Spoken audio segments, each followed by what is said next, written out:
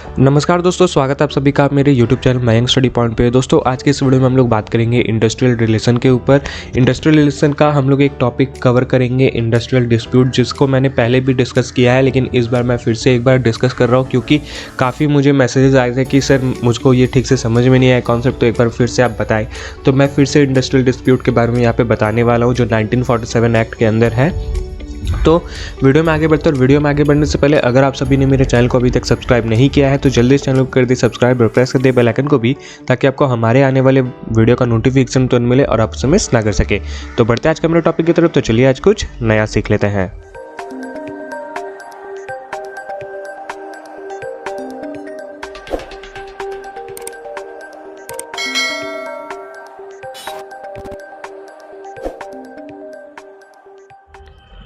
तो दोस्तों industrial dispute, इसके अंदर हम लोग को जो कमेंट्स आए थे वो कॉजेज़ पे और प्रिवेंशंस पे आए थे कि इंडस्ट्रियल डिस्प्यूट के होने के क्या क्या कॉजेज़ हैं और उसको किस तरीके से डील किया जाता है और उसके प्रिवेंशंस क्या है, उनको सेटलमेंट कैसे किया जाता है, इन सभी के बारे में। तो दोस्तों एक बार फिर से मैं इंडस्ट्रियल डिस्प्यूट को बताने वाला हूँ, उसके कॉजेज़ और उसके प्रिवेंशंस को, और इस बार उस वीडियो से थोड़ा सा डिफरेंट होगा। अगर आप लोगों ने उस वीडियो को नहीं देखा है तो उस वीडियो का लिंक नीचे डिस्क्रिप्शन में होगा और ऊपर आई बटन में भी आपको दिख रहा होगा, आप लोग उस वीडियो को देख सकते हो। और अगर आप लोग इस वीडियो को कंटिन्यू कर रहे हो तो इससे भी आप कंटिन्यू कर सकते हो। दोस्तों उन दोनों वीडियो के बीच का डिफरेंस ये होगा कि वो वीडियो जो है वो पूरा थ्योरी बेस्ड है, उसमें मैंने एक PDF के थ्रू, जो मेरा बनाया हुआ PDF है, उस PDF से मैंने बनाकर उसमें समझाया है, और इसमें मैंने PPT के थ्रू बताने की कोशिश की है कि इसमें मैं PPT के अंदर कुछ इमेजेस ऐड करके और कुछ उसे शॉर्ट नोट्स बना के आपको बताने की कोशिश कर रहा हूँ। ओके, तो दोनों वीडियो में डिफरेंस होगा, लेकिन उसके कुछ जो पॉइंट्स होंगे वो कुछ पॉइंट्स सिमिलर्स होंगे। तो आप दोनों वीडियो को देखिएगा, आपको जो नोट्स समझ में आता है कि मुझको एग्ज़ाम में ये नोट्स लिखना है, तो आप उस नोट्स को लिख सकते हो फॉलो करके। ओके, अब बात करते हैं कॉजेज़ की। तो कॉजेज़ कैसे होता है, इसके इंडस्ट्रियल डिस्प्यूट्स के कॉजेज़ क्या क्या है वो जानने से पहले हम लोग बात करते हैं कि इंडस्ट्रियल डिस्प्यूट होता कैसे है। इंडस्ट्रियल डिस्प्यूट दोस्तों दो तरह से होता है, एक इकोनॉमिक और एक नॉन इकोनॉमिक। इकोनॉमिक में क्या होता है, जहाँ पे पैसे से रिलेटेड कुछ होता है, और नॉन इकोनॉमिक में होता है कि कुछ पॉलिटिकल इशूज़ है या फिर कोई भी एक ऐसा जो मैनेजमेंट और एम्प्लॉय के बीच में नहीं हो रहा हो, इस तरह का डिस्प्यूट। तो ये डिस्प्यूट को ठीक कैसे किया जाता है, तो वो कुछ रिलेशन होता है जो HR एम्प्लॉय बनाता है। तो यहाँ पे हम लोग अगर नोट्स को पढ़े तो यहाँ पे ये बताया गया कि the HR employ relation manager directs the organisation employ relation function. HR employ जो है वो रिलेशन मैनेजर होता है जो डायरेक्ट करता है ऑर्गेनाइजेशन के कुछ एम्प्लॉयज़ के बीच के रिलेशनशिप फंक्शन को, जो वो एक पॉलिसी क्रिएट करता है। They develop employ relation policies and ensure consistent application of company policies and procedures. वो एक रिलेशनशिप पॉलिसी क्रिएट करता है जहाँ पे वो ये बताता है कि कंपनी के अंदर ये सारे पॉलिसीज़ हैं और मैनेजमेंट के साथ और एम्प्लॉय के बीच में इस तरीके का रिलेशन होना चाहिए, ताकि कभी भी इंडस्ट्रियल डिस्प्यूट बहुत ज़्यादा इम्पैक्ट कंपनी पे ना पड़े। जो इंडस्ट्रियल डिस्प्यूट हो जाए तो कंपनी के अंदर बहुत ज़्यादा इम्पैक्ट ना हो और वो तुरंत सेटलमेंट हो सके, और आप एक प्रोज और कॉन्स के बीच में फंस जाते हो। In addition, they are responsible for employee dispute resolution procedures, performing internal audits and taking appropriate action to correct any employee relation issues। और ये पॉलिसीज आपको कैसे हेल्प करता है, किसी भी एम्प्लॉय को या फिर किसी भी एम्प्लॉयर को कैसे ठीक करता है इंडस्ट्रियल डिस्ट्रीब्यूट में, कि ये अगर मान लीजिए आप एम्प्लॉय हो और आप अपने एम्प्लॉयर के काम से नाखुश हो, तो आप HR को बोलते हो कि सर मैं इस आदमी के काम से या फिर इसका बिहेवियर मुझे अच्छा नहीं लग रहा है। तो वहाँ पे HR क्या करता है, उनके ऊपर ऑडिट करता है, उस एम्प्लॉय के ऊपर ऑडिट करता है, उसका परफॉर्मेंस चेक करता है कि वो क्या है, उसका फंक्शन क्या है, वो क्या काम करता है, कैसे डील करता है, अपने एम्प्लॉय से कैसे बात करता है, ये सारा चीज़। और ये सारा चीज़ देखने के बाद वो एक रिज़ल्ट देता है, एक रिपोर्ट देता है कि हाँ ये एम्प्लॉय में ये प्रॉब्लम है, आपके सीनियर में ये प्रॉब्लम है, या फिर कुछ भी XYZ, जहाँ पे आपको बताया जाता है, पता चलता है कि गलती कहाँ है। और अगर गलती नहीं भी आ रहा तो उनके बीच में सेटलमेंट, जो आप दोनों के बीच का मिसअंडरस्टैंडिंग है उसको कैसे ठीक किया जाए, वो सेटलमेंट करता है।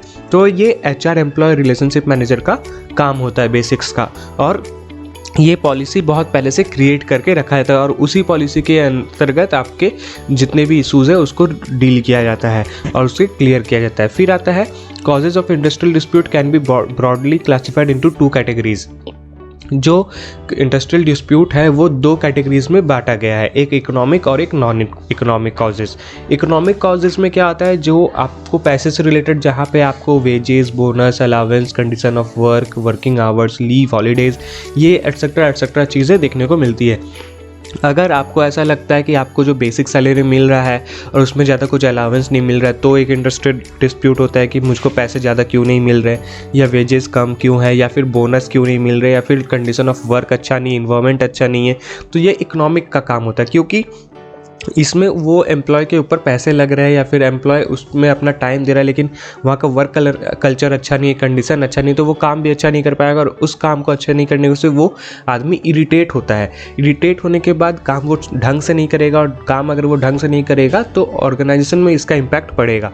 तो एम्प्लॉय भी और एम्प्लॉयर भी दोनों ही अपने साथ साथ अपने कंपनी के बारे में भी सोचते हैं, और जब ये इशू लेकर वो HR के पास जाते हैं तो वो HR उनका ऑडिट करता है, उस कंपनी का परफॉर्मेंस देखता है, वो सारी चीज़ों को एनालिसिस करता है और बाद में एक रिपोर्ट देता है, रिजल्ट देता है कि हाँ यहाँ पे ऐसे चेंजेस हम लोग कर सकते हैं, या फिर कुछ हम लोग सेटलमेंट कर सकते हैं, चाहे आपका सैलरी बढ़ा दे या प्रमोशन कर दे या कुछ भी। तो ये कुछ पॉइंट्स होते हैं जो हम लोग आगे आने वाले वीडियो में पढ़ेंगे। अब फिर होता है non economic factor. Non economic factor में क्या हो जाता है, जैसे कि अगर हम लोग मैन्युफैक्चरिंग इंडस्ट्री की बात करें, क्योंकि सर्विसिंग इंडस्ट्री में बहुत कम इंडस्ट्रियल डिस्प्यूट ऐसा कुछ देखने को मिलता है कि स्ट्राइक चल रहा है, पॉलिटिकल फैक्टर है, ऐसा बहुत कम होता है। लेकिन अगर मैन्युफैक्चरिंग के अंदर पहुँचे तो वहाँ पर हम लोग देखते हैं कि वहाँ पर जो वर्कर्स होते हैं, वहाँ के जो एम्प्लॉयज़ होते हैं जो मैन्युफैक्चरिंग इंडस्ट्री में काम कर रहे हैं, उनका अगर किसी चीज़ को लेके इशू चल रहा है कि उनको सही क्वार्टर नहीं मिल रहा, या फिर सही इन्वायरमेंट नहीं मिल रहा, या फिर कुछ शिफ्टिंग के लोगों से प्रॉब्लम्स हो रही हैं, तो वो उस बीच में अपना प्रॉब्लम दिखाते हैं, और अपना अगर उनका प्रॉब्लम सॉल्व नहीं हो रहा उनके मैनेजमेंट के थ्रू, तो फिर वो स्ट्राइक करते हैं, पॉलिटिकल फैक्टर्स को लेकर आ जाते हैं, इनडिसिप्लिन काम करते हैं। तो ये सारे भी इंडस्ट्रियल डिस्प्यूट्स के कॉजेज़ होते हैं, जहाँ पे ये सारी चीज़ें का इस्तेमाल किया जाता है अपने बात को मनवाने के लिए। आपका अगर कोई रिक्वेस्ट है, आप कुछ चेंजेस करवाना चाहते हो, आप जिसमें मैनेजमेंट के काम से खुश नहीं हो, या फिर मैनेजमेंट आपका सपोर्ट नहीं कर रहा है, फिर मैनेजमेंट के साथ आपके साथ और मैनेजमेंट के साथ प्रॉब्लम्स चल रही है, उन सारे इशूज़ को सेटलमेंट करने के लिए इंडस्ट्रियल डिस्प्यूट का HR रिलेशनशिप मैनेजर काम करता है। यहाँ पे ब्रैकेट के अंदर यही चीज़ बताई गई है कि the industrial dispute act 1947 governs rule for the statement of dispute between management and industrial establishment and workman. तो यहाँ पे यही बताया गया कि इंडस्ट्रियल डिस्प्यूट एक्ट जो है 1947 गवर्न्स एक रूल बताता है, जहाँ पे वो दो लोगों के बीच के सेटलमेंट को बताता है कि उसके बीच का जो इशूज़ आ रहा है, एम्प्लॉय और एम्प्लॉयर के बीच का जो भी इंडस्ट्रियल इस्टेब्लिशमेंट का इशू है, उनके बीच के इश्यूज़ को किस तरीके से रिजॉल्व किया जाए, कौन से रूल्स के साथ हम लोग उसको रिजॉल्व करेंगे। तो ये सारा चीज़ है। तो नॉन इकोनॉमिक में तो समझ में आता है कि स्ट्राइक हो गया, पॉलिटिकल फैक्टर हो गया, लेकिन इकोनॉमिक में कैसे कैसे काम होता है इंडस्ट्रियल डिस्प्यूट के, उनको हम लोग समझते हैं। सबसे पहले वेजेस एंड अलावेंस।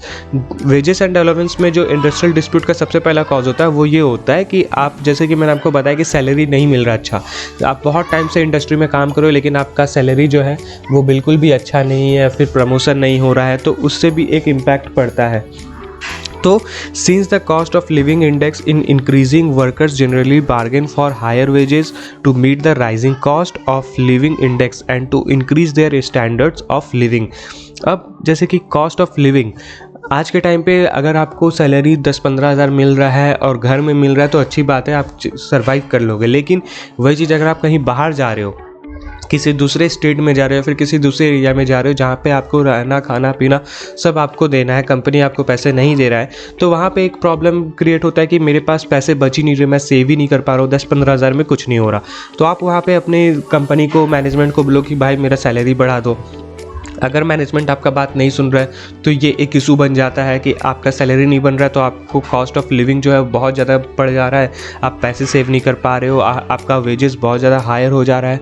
तो इन सभी को जो इश्यूज़ आते हैं, इन सभी को रिजॉल्व करने के लिए 2022 में 21.4% डिस्प्यूट्स आए थे, जहाँ पे हायर वेजेस के बारे में बताया गया था, डिमांड किया था कि मेरा वेजेस या फिर मेरा बोनस या फिर मेरा अलावेंस को इंक्रीज़ करो, इंक्रीज़ नहीं होगा तो काम सही से नहीं होगा, हम काम नहीं कर पाएंगे, या फिर हमको वर्क फ्रॉम होम दे दो।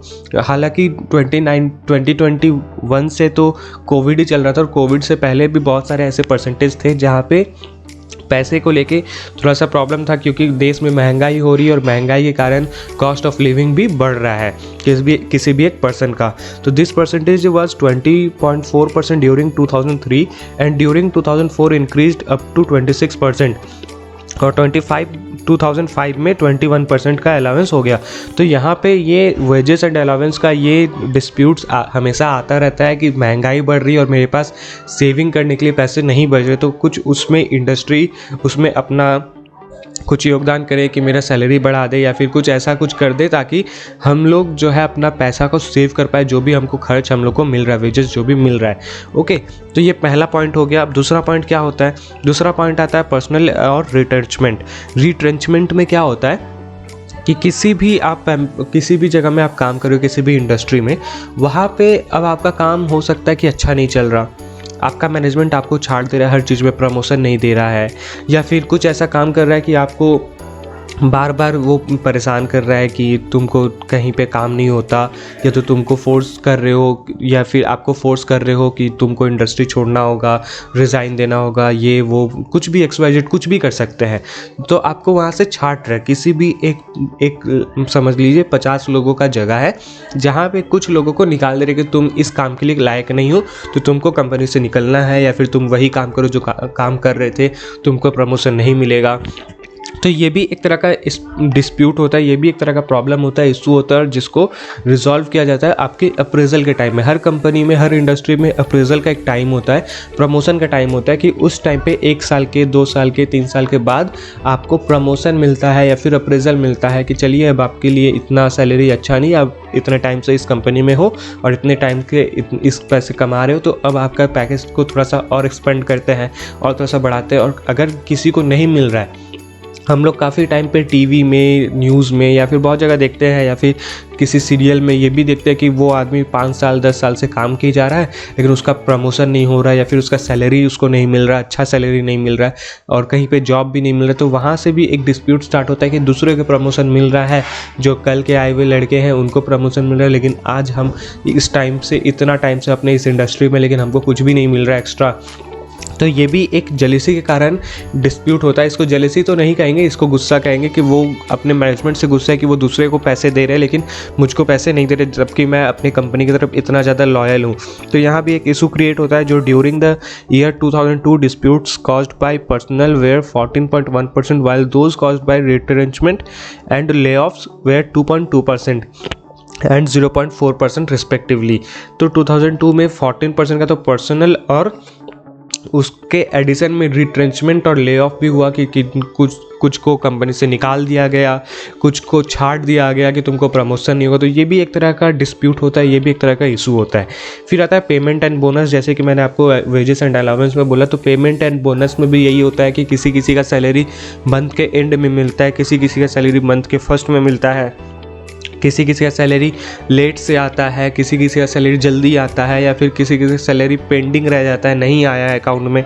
तो ये सारे भी एक इशूज़ होते हैं जो इंडस्ट्रियल डिस्प्यूट में काम आता है, और ये सबसे इम्पॉर्टेंट फैक्टर भी होता है, और ये हमेशा देखा जाता है कि आपको पेमेंट अच्छा नहीं मिल रहा, या फिर कोई ओकेज़न आया तो आपको बोनस नहीं मिल रहा। दोस्तों, इंडस्ट्री के अंदर ना काफ़ी सारी चीज़ें होती हैं जो आपको पैसे कमाने का मौका देता है। आपका जो बेसिक सैलरी है उसके साथ साथ आपको बोनस भी देता है। हो सकता है कोई ओकेज़न में है तो आपको उस दिन के लिए अगर आप काम करते हो तो आपको बोनस के तौर पे डबल पेमेंट मिले, यानी कि आप अगर एक दिन का काम ही कर रहे हो तो उस दिन आपका, मान लीजिए एक दिन का अगर आपका काम है 400 रुपये का, तो उस दिन का आपको 800 रुपये मिलेगा। तो ये 400 रुपये जो हो रहा है वो एक्स्ट्रा हो रहा है बोनस। तो ये बोनस फैक्टर भी काम होता है। तो ये इस तरीके से काम करता है, जो 2002 में 2003 में कंपेयर्ड 3.5 एंड 3.6 था, और 2005 एंड 4 में इसी तरीके से था। जो पेमेंट एंड बोनस का प्रोसेस था ऐसे ही था। फिर आता है इनडिसिप्लिन एंड वॉयलेंस। इनडिसिप्लिन में क्या आता है, जो एम्प्लॉय जो है इनडिसिप्लिन तरीके से काम करना स्टार्ट कर दे, क्योंकि उनका कोई बात को नहीं मान रहा, मैनेजमेंट के साथ उनका नहीं बन रहा, या फिर कुछ भी एक ऐसा इशू हो रहा है जहाँ पे वो अब इनडिसिप्लिन तरीके से काम करे, या फिर अगर कोई कुछ बोल रहा है तो वो झगड़ा कर ले रहे हैं। तो ये एक काम होता है कॉज डिस्प्यूट का, कि इनडिसिप्लिन और वॉयलेंस, जहाँ पे HR मैनेजर ज़्यादा फेवर करता है अपने मैनेजमेंट की तरफ से और एम्प्लॉय को निकालने की कोशिश करता है। अगर क्योंकि यहाँ पे गलती एम्प्लॉय का ही आता है, क्योंकि वो क्या कर रहा है, इनडिसिप्लिन काम कर रहा है, अपना मैनेजमेंट का रिस्पेक्ट नहीं कर रहा, अपना वहाँ पे कुछ भी वो कोई उसे बोल रहा है तो वो वॉयलेंस क्रिएट कर दे रहा है कि झगड़ा हाथ पैर चलाना स्टार्ट करे। तो ये सारी चीज़ें होती हैं। तो और आता है leave and working hour. Leave and working hours में यही होता है कि आप काम कितना टाइम कर रहे हो और छुट्टी कितना टाइम के लिए ले रहे हो। तो ये सब चीज़ भी इंडस्ट्रियल डिस्प्यूट में मैटर करता है कि काफ़ी लोग ऐसे होते हैं कि किसी का छुट्टी सेंक्शन नहीं हो रहा, किसी का छुट्टी पे छुट्टी लिए जा रहा है। तो इस तरीके का भी एक आता है एंग्री या फिर जेलसपन एम्प्लॉय के बीच में, जिसको हम लोग बोलते हैं कॉर्पोरेट पॉलिटिक्स। कॉर्पोरेट पॉलिटिक्स में ऐसा बहुत सारा होता है कि लोग किसी को खुश नहीं देखना चाहेंगे। अगर मैं दुखी हूँ तो वो चाहते कि वो भी दुखी रहे, मुझको छुट्टी नहीं मिल रहा तो उसको भी छुट्टी नहीं मिले। तो ऐसा बहुत सारा चीज़ें होती है। अगर आप लोग कॉर्पोरेट में हो तो आप इस चीज़ को अच्छे से समझ पाओगे, और अगर नहीं हो तो मैं आपको यही कहूँगा कि आप जब कॉर्पोरेट फील्ड ज्वाइन करोगे तो फिर आपको थोड़ा बहुत ऐसा समझ में आएगा कि हाँ ऐसा भी होता है। लेकिन वो होना कंपलसरी है, वो होगा ही ऐसा। इसमें कोई भी चीज़, कोई भी आदमी कुछ नहीं कर सकता है। ये चीज़ सभी को मेंटेन करना होता है और हैंडल करना होता है, और ये सभी के साथ बेसिकली होता भी है। ओके, तो ये था कॉजेज़ ऑफ इंडस्ट्रियल डिस्प्यूट का। अब बात करते हैं इसके मेथड्स, इनके प्रिवेंशंस, जो इफ़ेक्ट्स, जो एफर्ट्स डालते हैं और उनको सेटलमेंट करने की कोशिश करते हैं। तो ये कुछ पॉइंट्स मैंने लिख रखे हैं जहाँ पे हम लोग को ये मेथड्स का यूज़ करके सेटलमेंट करना होता है इंडस्ट्रियल डिस्प्यूट का जो भी कॉजेज़ है। तो सबसे पहले आता है वर्क कमिटीज़। वर्क कमिटीज़ में यही होता है कि आप काम कैसे कर रहे हो, या फिर उनके जो बीच का जो काम हो रहा है, एम्प्लॉयर्स और एम्प्लॉय के बीच में जो भी बहस हुई है, जो भी कुछ बहस हो रहा है मैनेजमेंट और एम्प्लॉयज़ के बीच में, जो काम नहीं करने का कारण हो रहा है, तो उनके बीच के काम को, उनके बीच के रिलेशन को ठीक करने के लिए वर्क कमिटीज़ बैठती है, जहाँ पे वो लोग उनके प्रॉब्लम्स को रिजॉल्व करने की कोशिश करते हैं और ये सिखाते हैं कि आप एक दूसरे का रिस्पेक्ट करें। अगर रिस्पेक्ट नहीं करोगे तो काम नहीं चलेगा। तो यहाँ पे वर्क कमिटीज़ के अंदर यही होता है। तो try to make goods relationship between employer and the employ and try to make them sense to respect everyone. तो these are the points of work committees.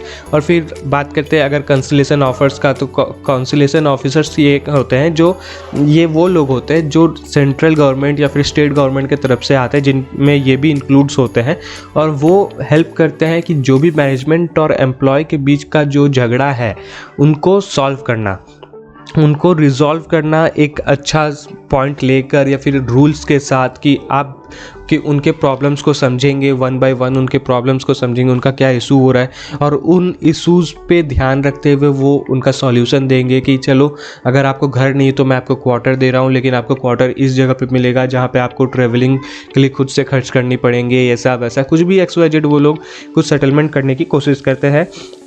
तो यहाँ पे यही चीज़ होता है कि ये जो डिस्प्यूट है उनको सेटलमेंट करने की कोशिश कर रहे हैं जो वर्कमैन है और मैनेजमेंट के बीच का जो भी प्रॉब्लम चल रहा है उनके बीच में।